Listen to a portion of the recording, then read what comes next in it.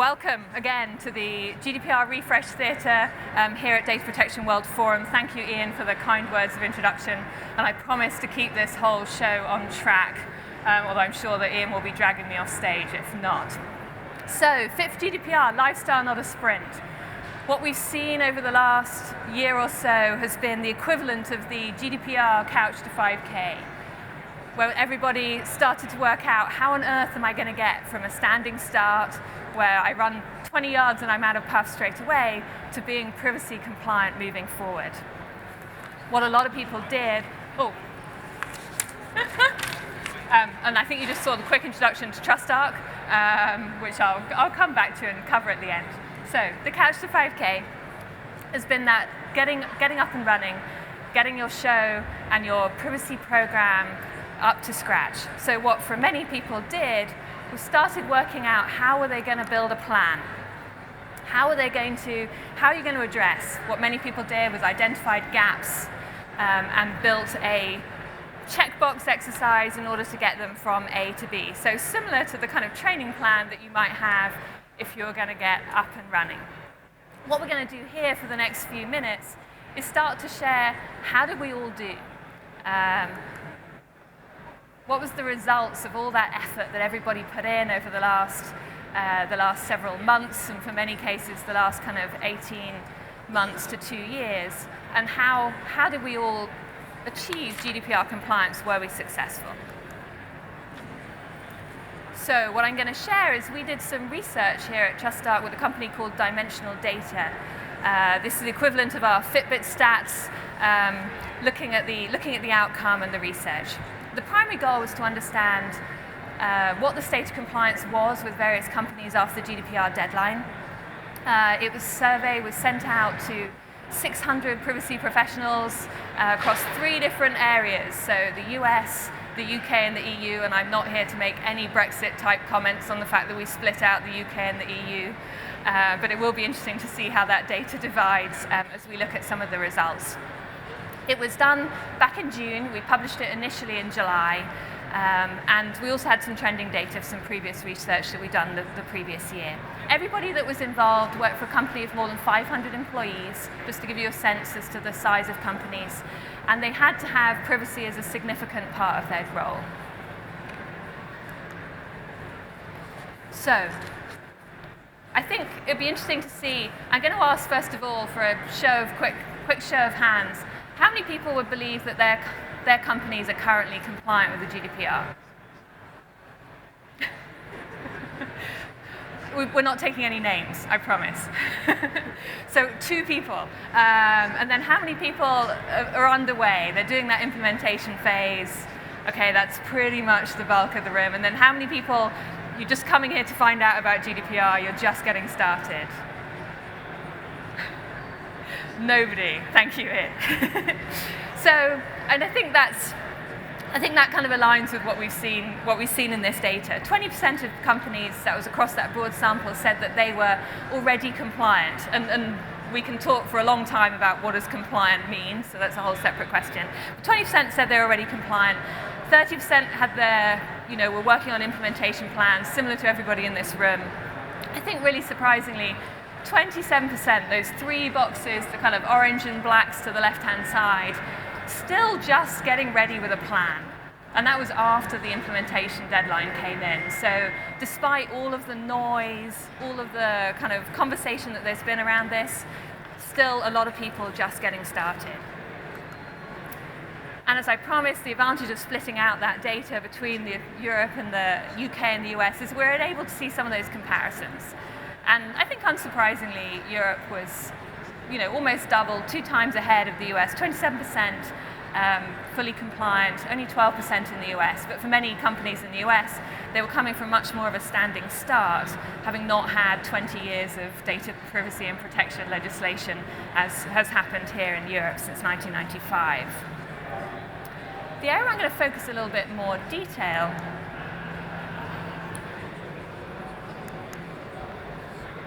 I can't see these, so checking they're all going along as I need them to be. The area I'm going to focus a little bit more attention is on this one, because this is when you dig in a little bit deeper to what is it that companies have actually done. If you look at this, the top two areas that people focused on, where they've really invested most of their efforts, are on updating policies and procedures and consent management. These are what I would call conspicuous compliance. What people were doing is, it's like decorating outside the front of their house and looking at the curb appeal. It's making sure that you've done the things that people can see. And then that makes sense. When a regulator comes and looks at your website, they're going to notice if you don't have the right consent mechanism available. They're going to look at your privacy policy. If it says it hasn't been updated for the last 3 years, then they may anticipate that potentially it hasn't reflected any changes for GDPR. So all of these things make sense. But I think if you look a bit deeper, the second tier of areas where people are focused on, again, it's where you're going to get incoming questions. So individual rights and breach response were the next two tiers that had the highest level of compliance. Again, it's that push-pull factor. These are the areas where you're at risk of getting on a regulator's agenda if suddenly you have an unanswered data subject access request and you need to be able to respond as to why you haven't done that within 30 days.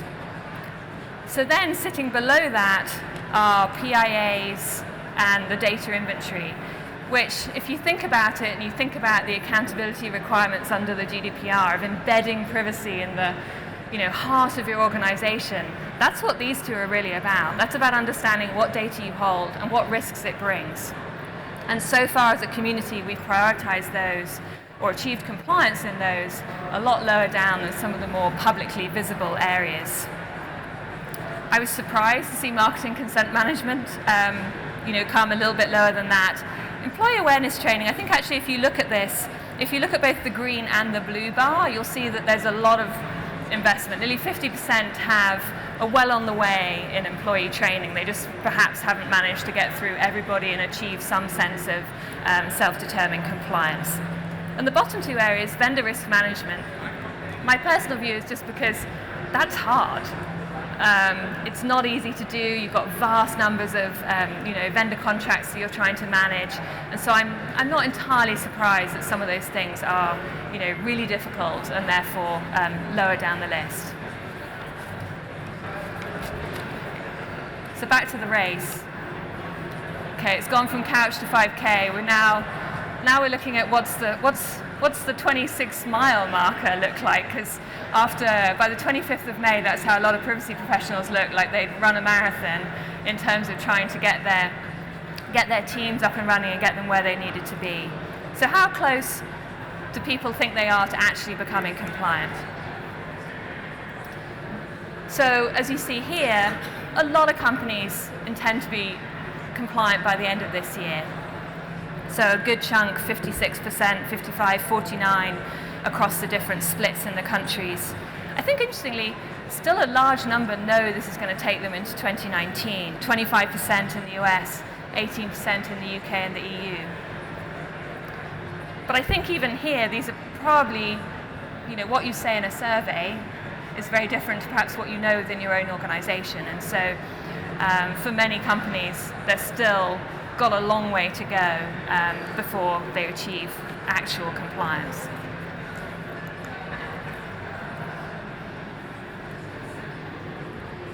Checking that's moving correctly.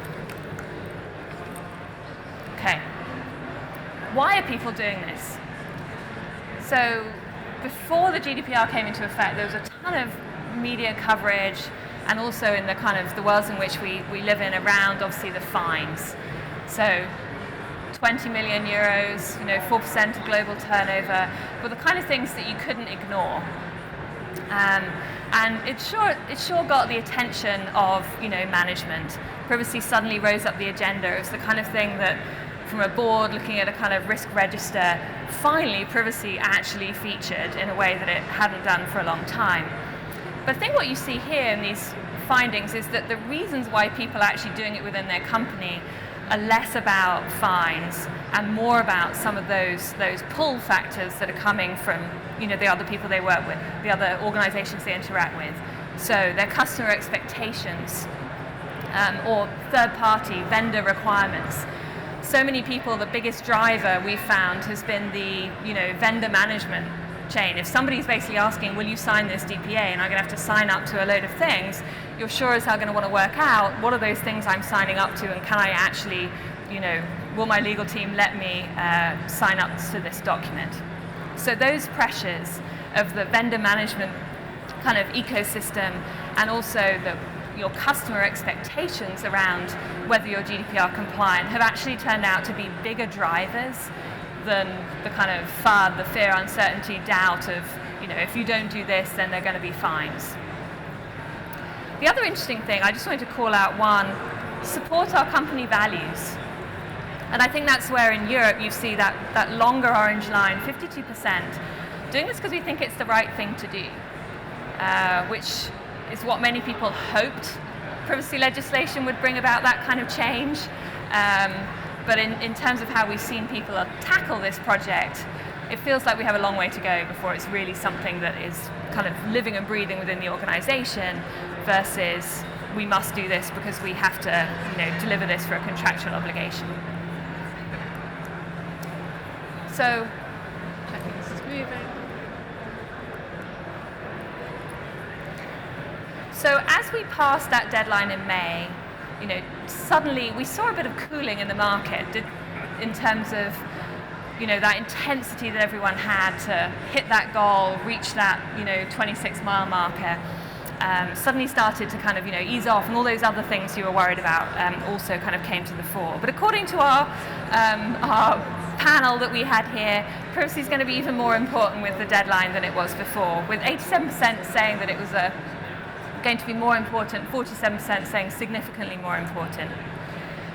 Word of caution on that, I'm doing a panel here, spoiler alert, this afternoon, and as we were chatting in advance of the panel, one of the questions that came up, which just shocked me, was, do we still need a privacy lead after we're GDPR compliant?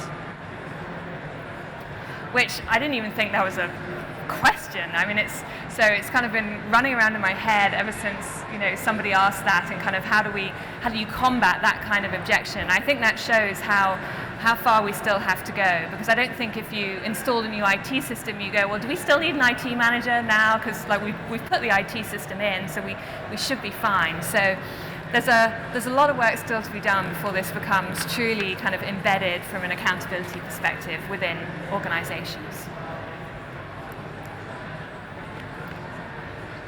So some quick highlights of the differences between the markets. As I said, unsurprisingly, the US group were further behind from a compliance perspective, although coming from more of a standing start. Interestingly, we can take pride in this in the UK. UK response had the highest positive perception of the impact of GDPR on their business. So 72% in the UK said it was going to have a positive, beneficial impact. So either that means we're just a more sunnier outlook on life here in the UK, who knows. For many of you that work in a global company, how many people work in a global company here? Oh, fair few people. Well, you may know that the US had far greater budget to spend on this than the rest of the community. So a higher percentage in the US have more than $1 million to spend on their GDPR compliance activity. Remember, as I said at the start, that these are companies with more than 500 employees.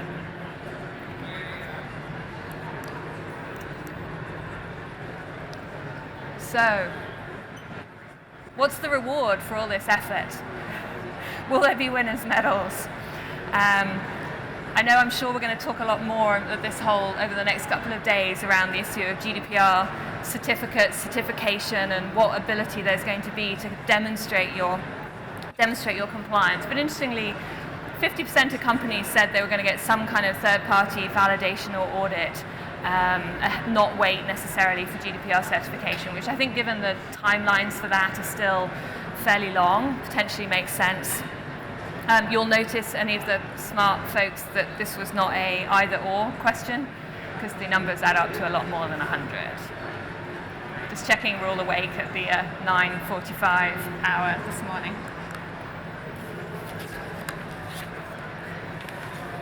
So finally, what does the future hold?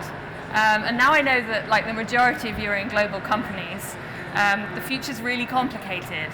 So just as we thought we were ready to relax with GDPR, on 28th of June we had the Californian Consumer Privacy Act, just to create even more focus in the US. I'm going to be talking about that a little bit later. We've also got changes coming. The Chinese cybersecurity law that came in last year, changes coming in South Africa, in Brazil with the arrival of new general data protection laws. So if you thought that GDPR was going to solve everything, it was going to create this single gold standard, and once you complied with GDPR, everything was going to be fine, take a deep breath, because there's still a lot more to do. And the reality is that some of these, like Brazil, are fairly modeled on a GDPR type framework, but CCPA isn't. It approaches privacy in a different way, and so whilst your GDPR work may help you, you can't assume that because you're GDPR compliant, you're necessarily going to be CCPA compliant. So lots of challenges. I think unsurprisingly, when we asked this question as to what you're going to be focusing on for the next 6 to 12 months, GDPR was still top of the bill. So maintaining, demonstrating, and achieving GDPR compliance were the top three priorities. And then just insight into all the other complexity with e-privacy regulation coming there kind of in fifth. UK data protection bill, I'm looking forward to hearing more in terms of how everyone here is thinking about that over the next few days. CCPA hadn't actually been released. We did this research between the 4th and the 15th of June, and so CCPA came into effect in a flurry in 1 week at the end of June, and so wasn't even something on the horizon when we started to put this research out into the field. So, what does that mean? To conclude my fun analogy, there is no finish line.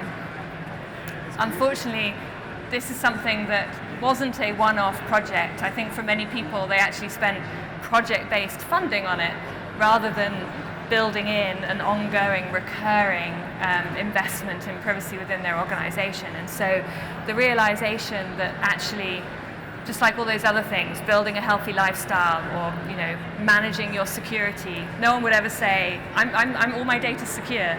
It's absolutely fine. I'm going to go back to the office and nothing's going to happen, because the reality is that in the security world, everyone's got used to the idea that I've combated everything I knew about today, but I don't know what's coming tomorrow. So exactly the same in privacy. We don't know what's going to, what potential risks may come from our data, what inquiries are going to come, what breaches may come, and so it becomes the new normal and our new way of operating. So with that, hopefully Ian is happy with our timings. I don't know if we have time for any questions. Fantastic.